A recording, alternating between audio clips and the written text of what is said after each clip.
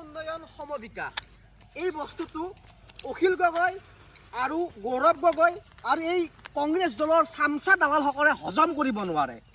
মই বৰ্তমান য'ত থিয় হৈ আছোঁ এইখন এখন ডাঙৰ প্ৰকাণ্ড ষ্টেডিয়াম বনাইছে।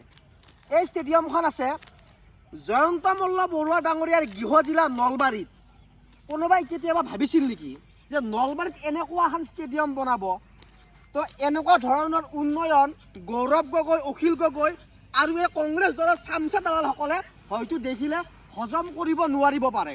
হজম কৰিব নোৱাৰাটো স্বাভাৱিক কথা, কিন্তু আপোনালোকে চাই থাকক এই যে এখন ষ্টেডিয়াম বনাইছে, কোনোবাই কেতিয়াবা ভাবিছিল নেকি যে নলবাৰীৰ ল'ৰাই নলবাৰীতে খেলা খেলিব, নলবাৰীৰ ৰাইজে নলবাৰীতে খেলা চাব? কেতিয়াবা কোনোবাই কল্পনা কৰিছিল নেকি?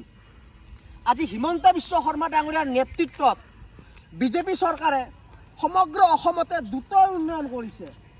এই উন্নয়নবিলাক হয়তো হজম কৰিব নোৱাৰিব পাৰে কংগ্ৰেছৰ চামচা দালালসকলে, গৌৰৱ গগৈ হজম কৰিব নোৱাৰিব পাৰে, অখিল গগৈ হজম কৰিব নোৱাৰিব পাৰে, কিন্তু ৰাইজে মানি ল'বই লাগিব।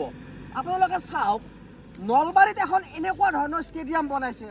নলবাৰীৰ মানুহে কেতিয়াও কল্পনা কৰা নাছিল যে নলবাৰীত এনেকুৱা ধৰণৰ এখন ষ্টেডিয়াম হ'ব। মই ষ্টেডিয়ামখনৰ ভিতৰৰ ভাগ আপোনালোকক দেখাইছোঁ। ষ্টেডিয়ামখনত থকা ইয়াৰ পেভিলিয়নটো আপোনালোকক দেখাম, ষ্টেডিয়ামখনৰ বাহিৰৰ বস্তুখিনি আপোনালোকক দেখাম। এইখিনি দেখাৰ পিছত হয়তো কংগ্ৰেছৰ চামচা আৰু দালালসকলে জ্বলি পুৰি মৰিব। জ্বলক, আপোনালোকে জ্বলিলেও কোনো আপত্তি নাই, কিন্তু ৰাইজক দেখুৱাবই লাগিব। ৰাইজে চাবই লাগিব যে কি কৰি আছে জয়ন্ত মল্ল বৰুৱাই ডাঙৰীয়াই নলবাৰীত কি কৰিছে। ৰাইজে চাব লাগিব, ৰাইজক দেখুৱাম। সমগ্ৰ দৃশ্যটো এবাৰ আপোনালোকক দেখাই দিছোঁ। চাওকচোন আপোনালোকে, এয়া আৰম্ভণি কৰাই নাই, ইয়াৰ মোটামুটি 95% কাম সম্পূৰ্ণ হৈ গৈছে আৰু কেইদিনমান পিছত এই ষ্টেডিয়ামখন উদ্বোধন কৰিব। তাৰে পিছত নলবাৰীৰ নৱপ্ৰজন্মই, নলবাৰীত উঠি অহা যুৱক যুৱতীয়ে ইয়াতে নিজৰ প্ৰতিভা বিকাশ কৰিব পাৰিব। নলবাৰীৰ ৰাইজে ইয়াতে খেলা চাব পাৰিব, নলবাৰীৰ যুৱ প্ৰজন্মই ইয়াতে খেলা খেলিব পাৰিব।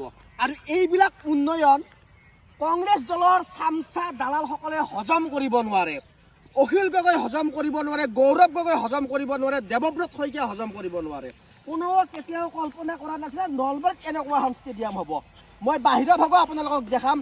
এয়া আপোনালোকে দেখিছে ষ্টেডিয়ামখনৰ ভিতৰ ভাগ, পেভিলিয়ন দেখাম, বাহিৰৰ দৃশ্য দেখাম। আচৰিত হৈ যাব আপোনালোকে, কি কৰিছে বিজেপি চৰকাৰে। চাই থাকক আপোনালোকে। আৰু মই আছোঁ বৰ্তমান পেভিলিয়নৰ ভিতৰত, বাহিৰৰ ভাগটো অকণমান দেখাই দিওঁ, আপোনালোকে চাই লওক। তো এইখিনি চোৱাৰ পিছত চামচা আৰু দালালসকল জীয়াই থাকিবলৈ নাথাকে পাই সন্দেহ হৈছে।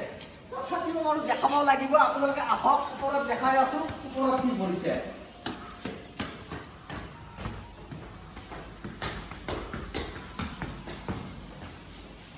আল্টিমেট কি কম,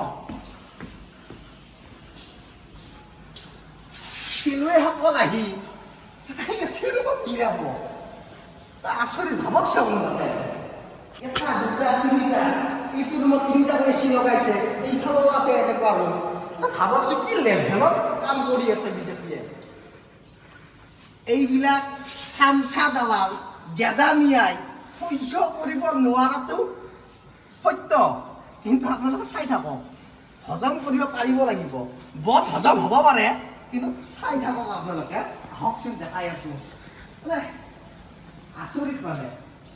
ৱাও, কি বনাইছে কি মানে চাওকচোন। এচি মানে মোটামুটি কাম হৈয়ে গৈছে আৰু ইফালে কিবা এটা আছে। দেখাও লেট্ৰিন বাথৰুমটো অলপ দেখাই দিওঁ। কিবা বনাইছে আৰু দেখাইছোঁ এইখিনিও, আপোনালোকে চাব লাগিব। মানে চাওকচোন কি লেভেলত কাম কৰি আছে। আচৰিত নহয়নে বাৰু? এই উন্নয়ন, এই বিকাশ হজম কৰিবলৈ হ'লে আপুনি প্ৰথমতে সমাজখনক ভাল পাব লাগিব, ৰাজ্যখনক ভাল পাব লাগিব, তেতিয়াহে আপুনি এইবিলাক হজম কৰিব পাৰিব।